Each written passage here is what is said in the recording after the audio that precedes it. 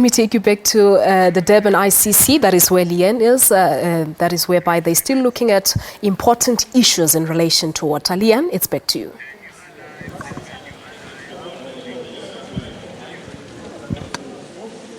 All right, thanks very, very much, Palesa. And let's continue to focus in on water here as we almost wrap up this broadcast this morning.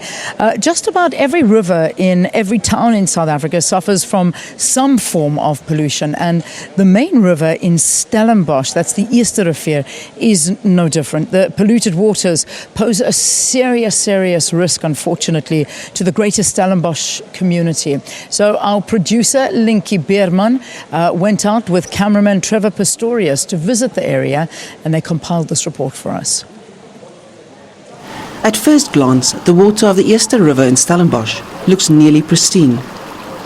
The clear water reflecting, flowing and bubbling over river rocks seems clean and inviting. But the quality and health of this river is not what it used to be. This river looks absolutely beautiful, but unfortunately a lot of the pollution that's in this river we can't see. Where we're looking at it here, it's still in a reasonable state. You definitely wouldn't want to drink this water. But downstream, where we start experiencing the impacts of the wastewater treatment plant and the runoff from the informal settlements, that's where we start seeing the really heavy pollution coming in. And some of the monitoring that's looked at pollution in this river has shown that it has millions of E. coli per 100 milliliters of water. That's way beyond safe levels. And it means that where farmers are using the water downstream, they often need to treat it before they can irrigate it. They can't irrigate with raw water straight out of the river. The Stellebosch River Collaborative, a concerned group of citizens, are working together to achieve better quality water throughout the catchment. We really came together as a group with this desire to collaborate, to have a partnership, but also support the municipality and all the government agencies in their efforts.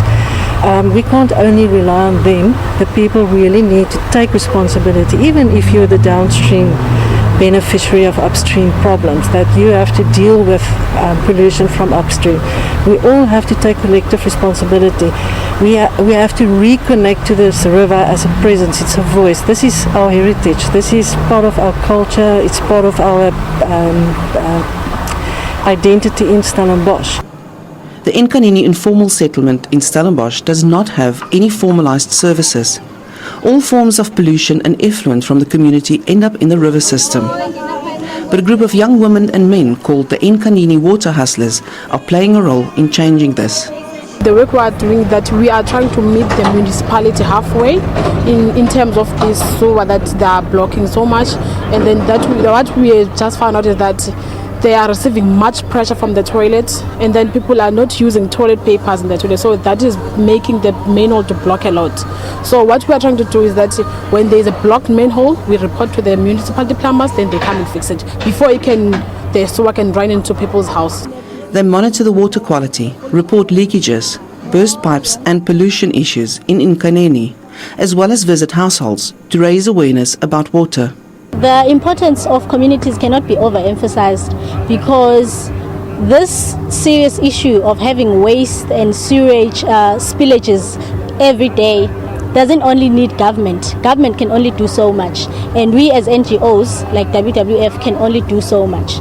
So I think engaging the community is important, and bringing an understanding to them so that they take ownership of the water resources that are in the area, and they understand what causes the problems, rather than just delegating those problems or blaming the municipality or blaming the other person. So I think it's very critical, because it creates that awareness, and they learn, and then they take ownership of those projects that we implement on the ground. The health and sustainability of the river affects one and all. It's in everyone's interest to conserve and protect this life-giving source. Linky Beerman, Morning Live, Stellenbosch, Western Cape.